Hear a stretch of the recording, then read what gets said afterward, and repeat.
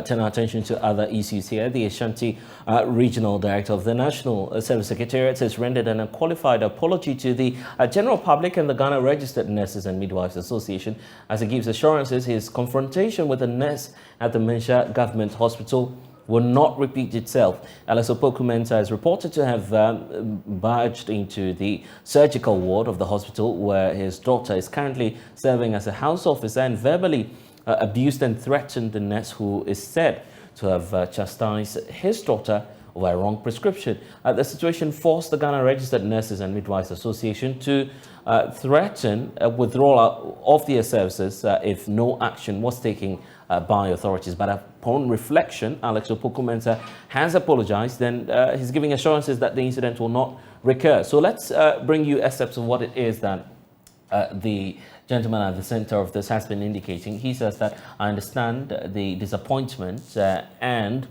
appreciate the inconvenience my actions has caused the general public as well as the nursing fraternity and Mensah Hospital. This has never been my style, but for a genuine reason to actually mediate a persistent issue between my daughter, the doctor in question, and a colleague nurse who I as well consider as my daughter, that's when, of course, he decided to take the action.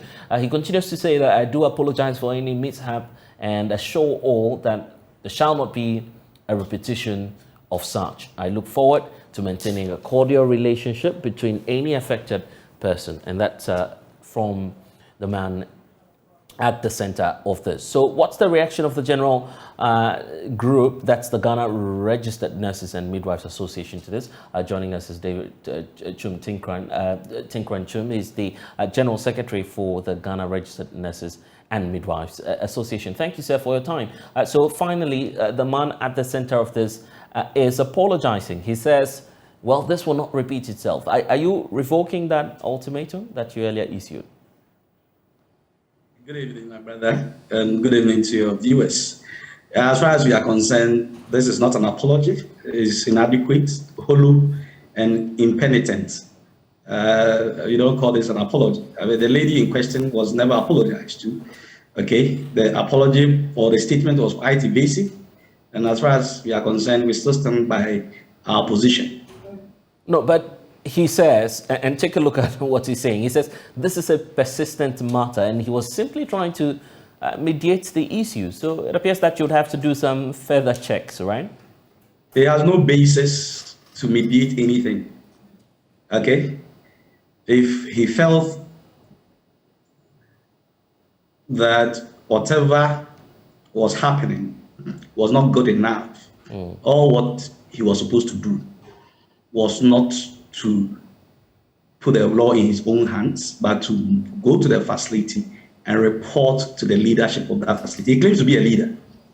Can I just come to his facility and start misbehaving the way he did? We consider his action as very disdainful and disrespectful to the nursing profession. I will not take such apology as anything. He needs to face the full rigors of the law, and we mean it.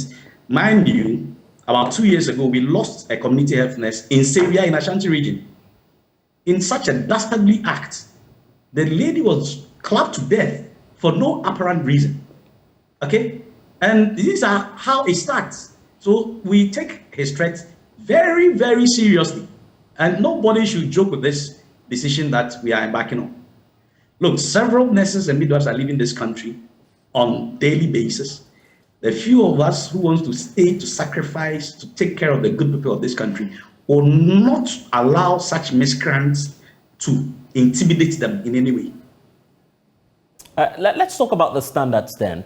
In your profession, what's the standard practice? Is, for instance, a nurse allowed to challenge, and I'm using that word advisedly, challenge the prescription of a doctor? Is that not standard practice? Nobody challenges anybody. A doctor cannot challenge a nurse cannot challenge a doctor. We work in harmony, we work with each other. Health is a multidisciplinary expert team.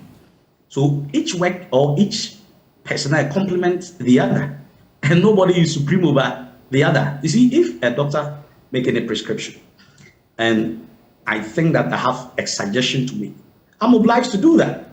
Okay, and I've done that a couple of times. Okay, I have practiced for a very long time.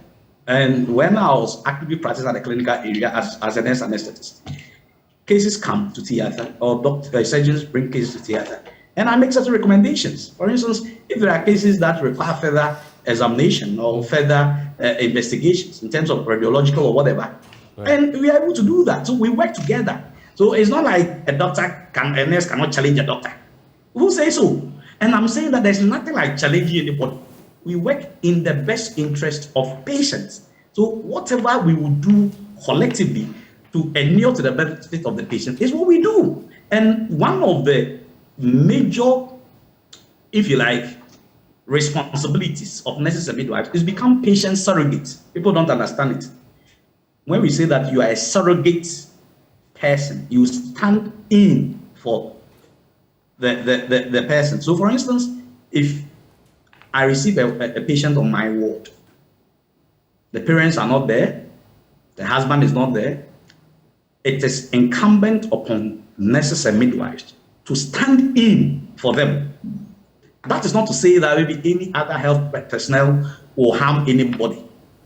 The first principle. I'm asking about the standards simply because, obviously, I'm sure that you've commenced your own investigations. Are you able to establish if by now the nurse indeed followed the approved procedure in terms of challenging or perhaps raising questions with the doctor's prescription? Because you have laid down rules, I'm sure you would expect that your nurse will equally follow the procedure in trying to raise concerns about the prescription that was being given at the time. The nurse did what was necessary in that material moment. We have no doubt about the information that we have, and we don't want to make it a banter between a nurse and a doctor. As far as we are concerned, it is the attitude of the father that we are calling to question. In fact, then the doctor is a very young doctor, may not perhaps appreciate or comprehend the nuances of working in a multi-surgical team or a multi-healthcare team. I mean, that's the house officer. Okay, of course. I mean, give some credit to her. She's going to medical school to become a doctor. No, listen to me. Don't misquote me. What I'm trying to say is that she is a house officer. Right. Okay. Well, perhaps when you come to the medical field, when you finish medical school, you do 2 years housemanship before you are confirmed as a medical officer. You move on and on and on if you're able to specialize. Listen to me. I don't want to make it doctor, nurse, banter. Right. I want you to understand that the young lady is not as experienced as a medical officer or a senior medical officer or a consultant, to the extent that she'll be able to appreciate the dynamics of the healthcare continuum. I've been there for 22 years and I know what I'm talking to you about. We talk to doctors, we exchange ideas, and the rest of it. A doctor can come to you and say, Dave, Charlie, what do you think about these things? It doesn't make him a lesser doctor. Similarly, if I approach a doctor and say, oh, Charlie, this and that and that, I had called my bosses a couple of times. For instance, when I was working as a head of department of anesthesia in Ashanti Regional Hospital, I used to call Dr. Hiaku, who is a consultant anesthesiologist at Trust Hospital, somebody I work with, and I admire so much. So, you see, we're working hard. There's no heroism in medicine or nursing practice or medical practice. We do all these things collectively to be able to help the patient. That's why I don't want us to reduce it to doctor, nurse, but then, well, I'm asking all of these questions because there are conflicting accounts, and I guess it will be also appropriate for your association not to just base solely on the side of the nurse. I'm saying this because, for instance, our checks are also proving otherwise, that it may not necessarily be because the prescription is wrong, but also because the medicine may not have been readily available. So it appears we need some time to unravel let me tell you something. I have not mentioned any prescription that was wrong. Okay, right. It is not even about a wrong prescription. Now, as far as the issue in contention currently is concerned, perhaps certain things have happened previously, but if we are to narrow it down to the issues we have on our hands right now, it's not just even about a prescription error or whatever. I'm told that is a prescription policy in the HAMS or the HIMS, whatever they call it. We used to call it HIMS when I was working. To the extent that perhaps if the doctor prescribed, let's say, 4 drugs or medicines, and it's only, even one cannot be, is not there, if one is not there, right, it stands to reason that they cannot even supply the remaining 3. What they will tell the person is that you have to virtually buy the rest. That's why the part that is covered by health insurance. I don't know the complexity of that thing. I don't know why they have that challenge.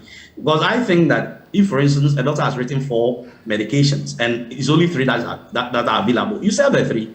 And then you mark the other one for the person to go and buy. But my checks tells me that that was not the case. So actually, it is not even about medication error in this case that we are talking about.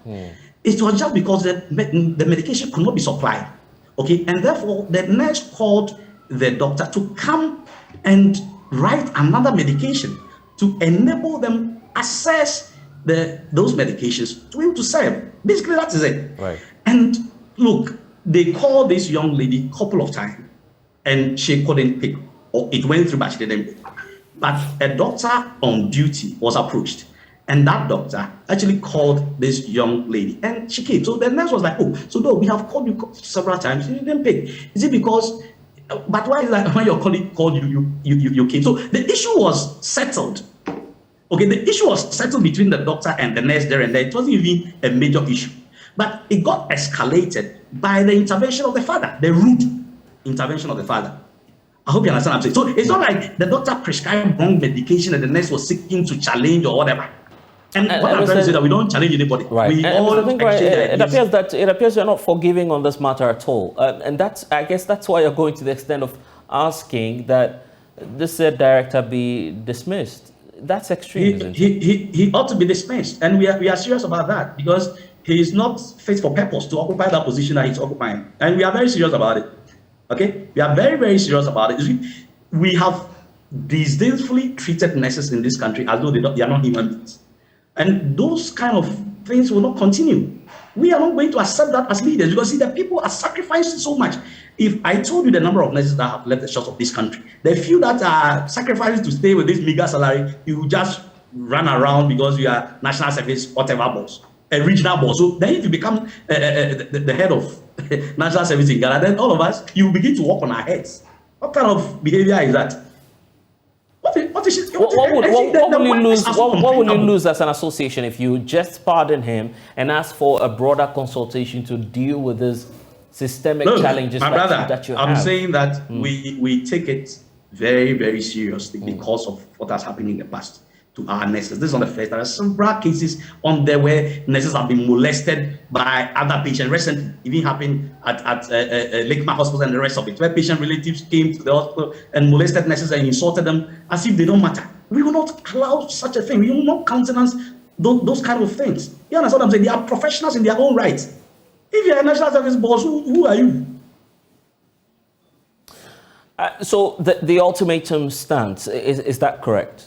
Oh yes, as far as we are concerned. What will it take to reverse? What will it take to reverse that? When the man is removed from office, he doesn't deserve to be there. He's not fit for purpose. That's all what we are asking. And Mr. Tinkeran, there's a lot of developments on this. I just want to bring to your notice now that the NSS itself has issued a statement on your demand. Probably we might want to just get to that at once. It's a brief one. Indicating that the attention of the management of the National Service Scheme has been drawn to the unfortunate happenings at the Mensah Hospital involving Mr. Alex Opoku-Mensah, the Ashanti Regional Director of the scheme, and a member of the staff of the hospital. Now, point 2 indicates that the management has, since the development, invited the officer for some initial investigations into the incidents. The management of the scheme regrets the unfortunate incident and wishes to, of course, reiterate its commitment and assurance to the public and the nursing fraternity of our dedication to get this matter resolved. The public will be updated accordingly. No talk about his dismissal. Of course, I mean, they need to investigate it to see the veracity or otherwise of whatever claims have been made. We care less about whatever. Of course, I mean, they want to go through due process. Of course, the first thing that one should do is to give him the opportunity to explain himself, as has been stated rightly in the letter. And we don't see anything wrong with it. But of course, if they dare keep the man there, they'll you see, I'm saying that we are very serious about this matter. Yeah, but they say they are working on it. They are working on it. What's your expectation then? Oh yeah, I think that these are procedural nuances that ought to be followed, and we don't have any problem with it. We believe that the leadership will do the needful and assuage to our demands, because that man should not occupy that position. Having threatened nurses, having disdainfully insulted nurses and run them down in this manner. I mean, the nurse is not even safe in the hospital.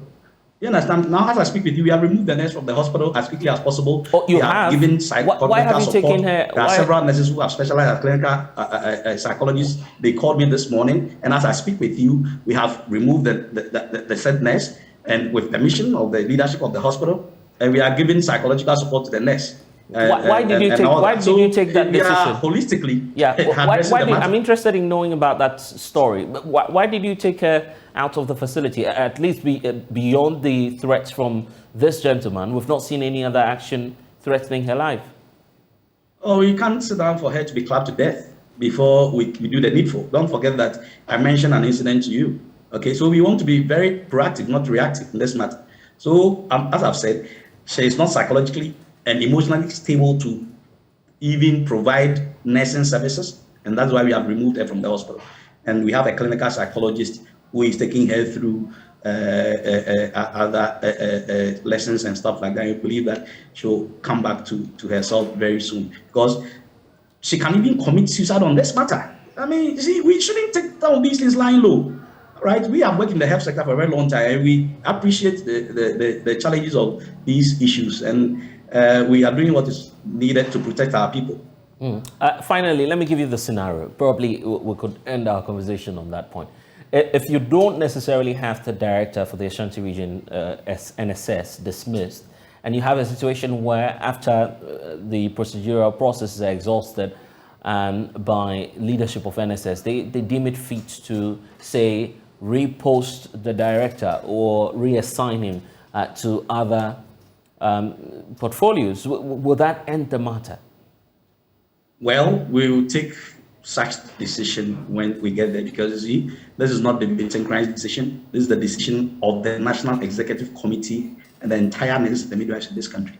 So if such a thing happens, why not? We are human beings, okay? We will make sure that but so long as the man is removed from office, in order not to use that position to intimidate nurses and midwives, who we can be comfortable with such a situation. But of course, when you get there, we'll be able to make such appropriate decision. I will see about that, but we're grateful, David Tinkranchum. He's the General Secretary for the Ghana Registered Nurses and Midwives Association, joining us here on The Pulse. Ghana